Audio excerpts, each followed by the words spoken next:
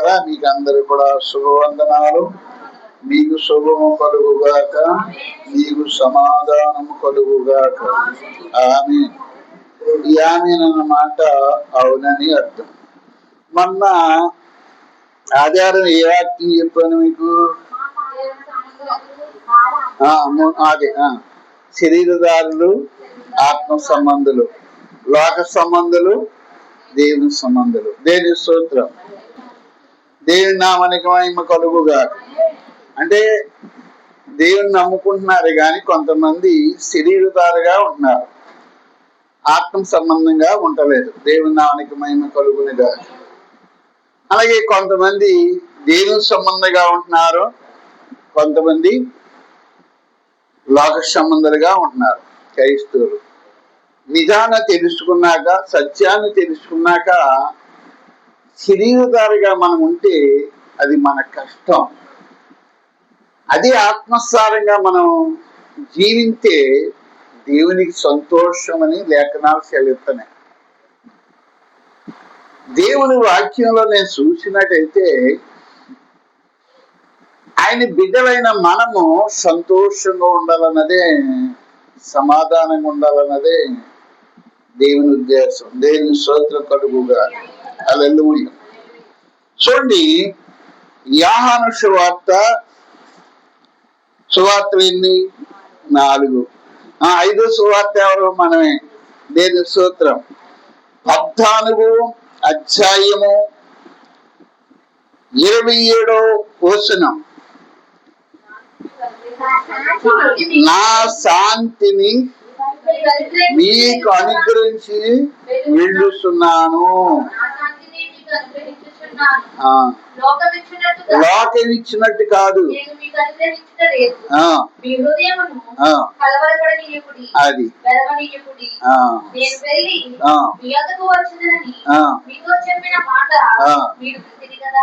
తండ్రి నాకంటే గొప్పవాడు కనుక మీరు నన్ను ప్రేమించినలా నేను తండ్రి యొద్దకు వెళ్తున్నానని మీరు సంతోషించురు. దేవుని నామానికి మహిమ కలుగుగాక. ప్రార్థన చేద్దాం. మమ్మల్ని మిక్కిలిగా ప్రేమించిన మా పరలోక తండ్రి, నీ బంగారు పాదాలకు స్తుతులు స్తోత్రాలు చెల్లింతా ఉన్నాం. ఈ జనాంగం నీ ప్రజలు వాక్యం మీది ఇక్కడ నిలబడిన ఎత్తుని నీ సొత్తై ఉన్నాను. నీ పాదాల కిందకి వచ్చున్నాం. ఏడంతల ఆత్మ సుస్వాగతం, పట్టణాని ఆత్మ నీకు సుస్వాగతం, ముచ్చులు లేసిన ఆత్మ సుస్వాగతం. ఏ సమయం ఏది మాట్లాడాలో తండ్రి ఆత్మ మాట్లాడునుగాక. ఆమేన్, ఆమేన్, ఆమేన్. అగ్ని మన్నించు వరే ఆళ్ళే సిటిని మేఘమెక్కిత అలిసిపోవు చెమ్ము సెలవు. అది ఎలాగా అంటే యెహోవా కొరకు ఎదురు చూసిన వాళ్ళు ఎప్పుడు మండుతూ ప్రకాశిస్తారు. శరీరిచ్చలు నెరవేర్చిన వాళ్ళు దేవుని చిత్తాన్ని నెరవేర్చుతురుగా. మిమ్మల్ని బట్టి నేను సంతోషిస్తా ఉన్నాను. ప్రార్థనలో అన్ని విషయంలో కూడా దేవుని స్తోత్రం. ఈ ఉపాస కూడుకులకు ముందు ఓ పాస్టర్ గారు లాగా నాతో మాట్లాడారు. దేవుడని అనుకోవు కదా, దేవుడని అనుకోవు కదా, పాస్టర్ గారి లాగే మాట్లాడతారు దేవుడు. దేవుని స్తోత్రం. ఆలోపరం సంఘం ఏంటి అన్నాడు, ఉపాసకుడుకు వస్తారు కదా మీరు, ఆ వచ్చినప్పుడు మీరే సూతురు కదా. దేవుని స్తోత్రం. ఆ కళ వచ్చినాక ఈ సంఘంలో గొప్ప కార్యాలు జరుగుతూ చూస్తున్నాను నేను. దేవుని నామానికి మహిమ. ఇప్పుడు మనకు అన్ని సంఘాలు ఉండగా ఈ సంఘాల కోసం దేవుడు ఎందుకు మాట్లాడాడు అని నేను చూస్తే మిమ్మల్ని బట్టి దేవునికి సంతోషంగా ఉన్నది. మిమ్మల్ని బట్టి దేవునికి ఎంతో ఆనందంగా ఉన్నది నేను చెప్పగలను. మనకి ఇన్ని సంఘాలు ఉండగా 7 సంఘాలు బయలుపరిచారు, ఎంతో సందేహించాం. ఇవన్నీ సాగుతలేదు. నాకు ఇచ్చిన కళ్ళని నెరవేరిపోతా ఉన్నాయి. దేవుని నామమునకు మహిమ కలుగుగా. ఏ రకంగా కళలు ఎత్తున్నారో ఆ రకంగానే జరుగుతున్నాయి ఈ సంఘాలు. దేవుని స్తోత్రం కలుగుగా. కానీ అభివృద్ధికి వచ్చి ముందు 4 వస్తాయి, అవి కూడా చెప్పారు. దేవుని స్తోత్రం. రాలి అమలపురం అలాగే మధ్యలో కూడా మంచి అభివృద్ధి వస్తుంది. రాలుపాలు మన తలని రాలేదు, అక్కడ కూడా గొప్ప అభివృద్ధి వస్తుంది. దేవుని స్తోత్రం. ఈ 4 అభివృద్ధి పడినాకే అన్ని సంఘాలు కట్టబడతాయి. దేవుని సిద్ధాసార సంఘం. దీని కొరకు మనం ఏం చేయాలంటే ప్రార్థనే. నేను దేవుని సంఘంలో మిమ్మల్ని కనిపెట్టినప్పుడు నా ఆత్మ పేరాపన ఏంటంటే, మీరు నాకు ఎలా కాపాడుతారంటే నా ఉద్దేశంలో ఆత్మసారంగా లోకాన్ని వదిలి బిడ్డలా కాపాడుతున్నారు. దేవుని స్తోత్రం. మీరు దేవుని చిత్తం నెరవేర్చాలని ఒక ఉద్దేశం కలిగి జీవిస్తున్న బిడ్డలా నాకు కాపాడుతున్నారు. దేవుని స్తోత్రం కలుగుగా. ఈ కళ వచ్చినాక మీ పట్ల దేవుడు ఎంత సంకల్పన కలిగి ఉన్నాడో, ఎంత ప్రేమ కలిగి ఉన్నాడో దాన్ని బట్టి నాకు అర్థమైపోతా ఉంది. దేవుని స్తోత్రం కలుగుగా. దాన్ని బట్టి నేను సంతోషిస్తున్నా. యేసు ప్రభు సిలువ ఎడక ముందు మాట్లాడిన మాటలు ఏంటి అది చెబితే, నా శాంతిని మీకు అనుగ్రహిస్తున్నా. ఇవాళ సమాజంలో చూడండి, సంఘాలలో చూడండి, విశ్వాసంలో చూడండి, పాత్ర కుటుంబంలో చూడండి, ఎక్కడ చూసినా సమాధానం లేదు, సంతోషం లేదు. దేవుని లేఖనాల్లో మనం చూసినప్పుడు దేవుని ఒక ఆశ, మానవుల పట్ల ఉన్న ఆశ ఏంటని చూస్తే మనం సమాధానంగా ఉండాలి, సంతోషంగా ఉండాలన్నదే దేవుని చిత్తం. అయితే ఎందుకు శాతం మనం మీకు చెప్పాను, గుర్తుందో లేదో నాకు తెలియదు. వర్షుల కన్నాలో వర్షు అన్న మాట ఏమన్నాడైనా అను 2 మనుషుల మీద ఉన్నారు దీవించబడినాక. ఇవాళ కూడా సమాజంలో సంఘంలో చూడండి, దీవించబడే ముందు ఒక రకం నడవడికి, దీవించబడినాక ఒక తలపులు, 2 తలపుల మధ్యన ఆనాడు ఇశ్రాయేలు అంటే ఇవాళ పరిశుద్ధ ఇశ్రాయేలు, యేసు రక్తములో కడగబడిన వాడే పరిశుద్ధ ఇశ్రాయేలు అని చెప్పగలుగుతున్నాం. ఇవాళ చాలా మంది చూస్తుంటే ఆనాడు ఇశ్రాయేలు ప్రజల వలె ఇవాళ పవిత్ర రక్తములో కడగబడిన వాడు కూడా 2 మనసులు. ఒకసారి నేను ఆలోచించినప్పుడు ఇది ఎందుకు రక్షణ పొందారు అని ఆలోచించినప్పుడు మన సంఘాలే, ఎవరు కూడా మనకు అర్థం ఈ సంఘం కాదు, మన ఆనపరం సంఘం కాదు. వీళ్ళు ఆదుల కొరకు, గృహాల కొరకు, కోటెలకి, జాబులకి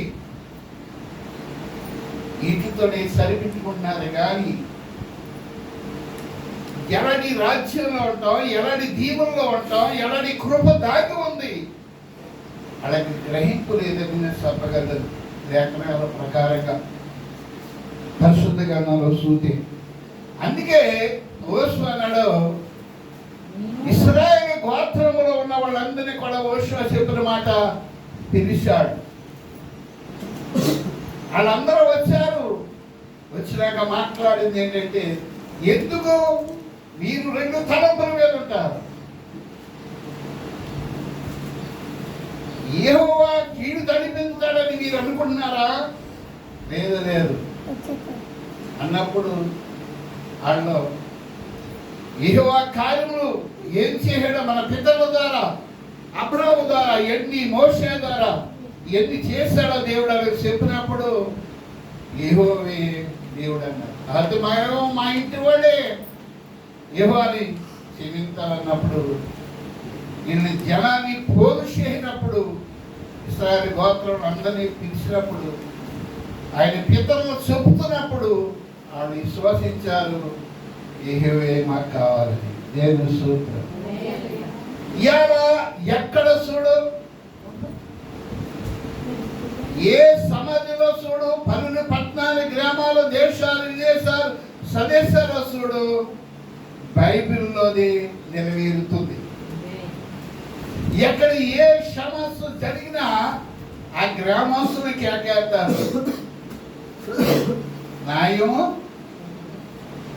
చూడండి, ఎక్కడ చూసినా బైబిల్లోనే పాటిస్తున్నారు. దేవుడు మాత్రం తెలుసుకుంటలేదు. నాకు అర్థమైంది ఏంటంటే, బైబిల్లో నియమాలే పాటిస్తున్నారు కానీ సృష్టికర్తని ఎమ్మడించలేదు, తెలుసుకోలేకపోతున్నారు, గ్రహింపలేదు. నాకు అర్థమైంది అది. ఏంటి ఆయనాడు మోషే పెట్టిన రీతిగా, లేదా మోషే పెట్టిన రీతిగా ఏ సమాజంలో చూడండి అందరినీ తిరుగుతారా లేదా?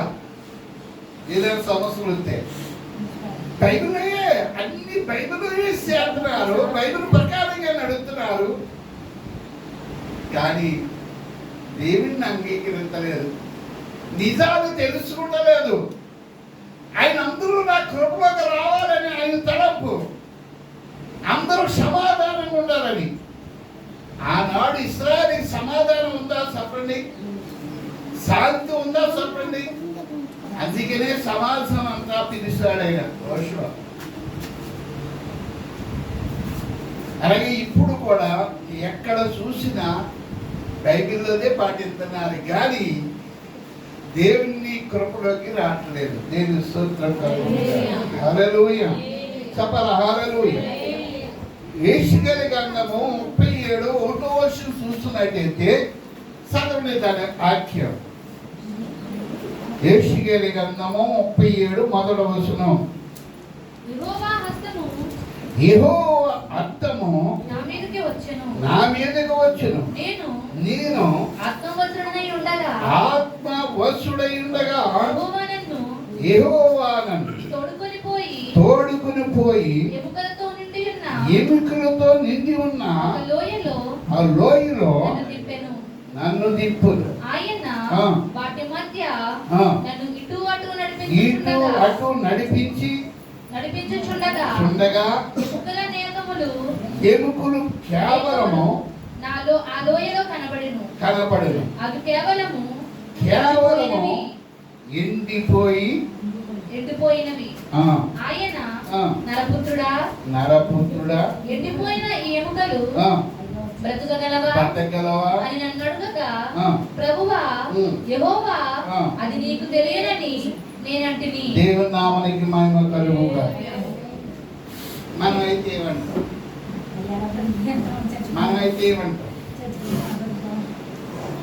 ఆత్మవశుడికి ఆత్మపూరుడికి శరీరధారికి బోర్డు తేడా. ఈ శరీరధారి ఉన్న వాడికి రెడీ కాపాడం, ఆత్మ నిలబెట్టాలి, ఆత్మవశుడై ఉండాలి. లోయని కాపాడాలంటే, నశించిపోయి ఆత్మను కాపాడాలంటే, బాధలు యాదన కష్టాల్లో ఉన్న వాళ్ళు కాపాడాలంటే దైవజనులు కుటుంబము సంఘము ఆత్మవశుడై ఉండాలి, ఆత్మ నిలబెట్టాలి. అప్పుడు నశించిపోయి ఆత్మలు మనకు కాపాడుతాయి, కష్టాల్లో ఉన్న ఆత్మలు కాపాడుతాయి, ఇబ్బందులు ఉన్న వాళ్ళు కాపాడుతారు. దేవుని స్తోత్రం. ఇవాళ ఎంతమంది ఎన్ని కుటుంబాలు పాడైపోతున్నాయి తాగుడు వల్ల. శరీరాన్ని కాపాడుతాయి ఆత్మ నిలబెట్టినప్పుడే, ఆత్మ వశులైనప్పుడే ఈ తాగుమోతలైన పాపులైన ఎవరైనా కాపాడుతారు. దేవుని దృష్టి దుర్మార్గుడిగా చనిపోతాం నాకు ఇష్టం లేదు.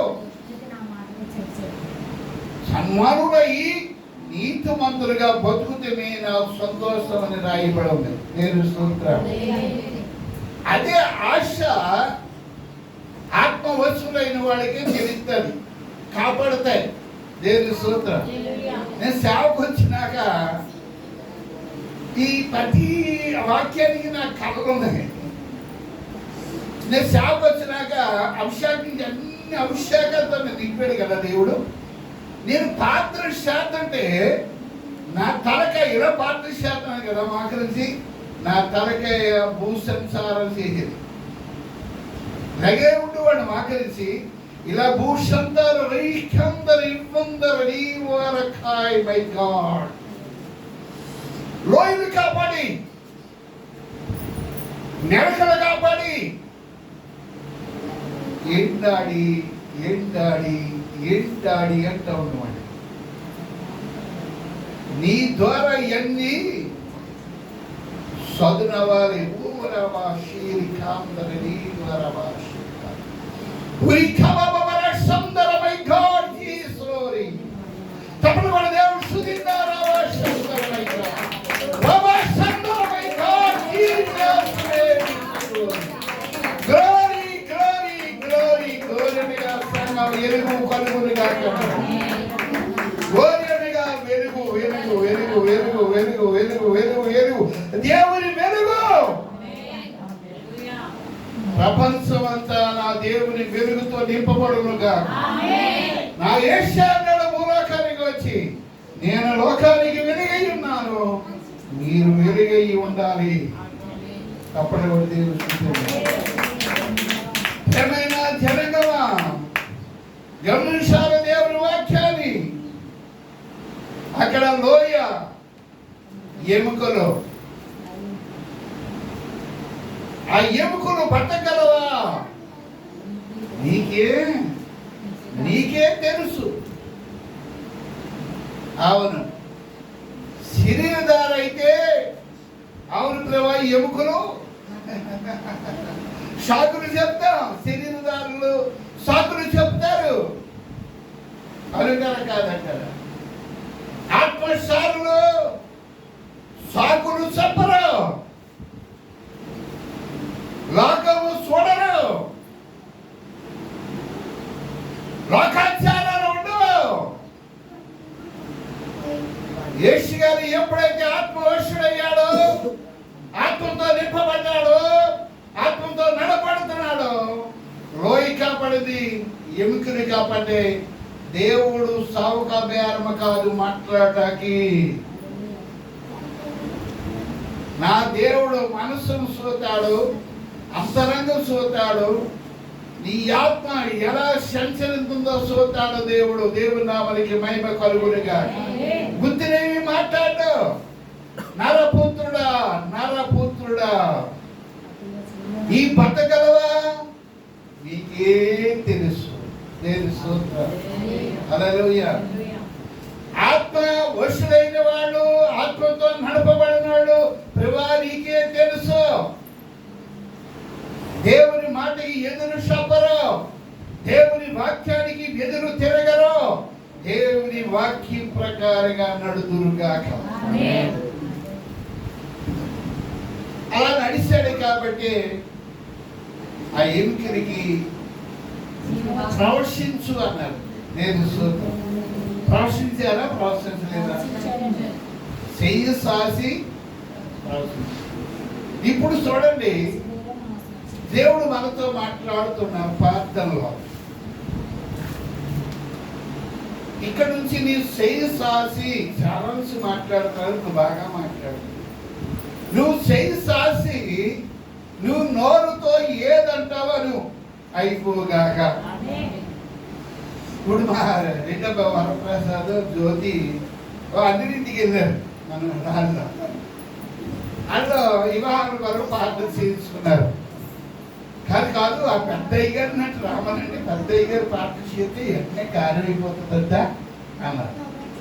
లేదు సూత్రం ఎంతగా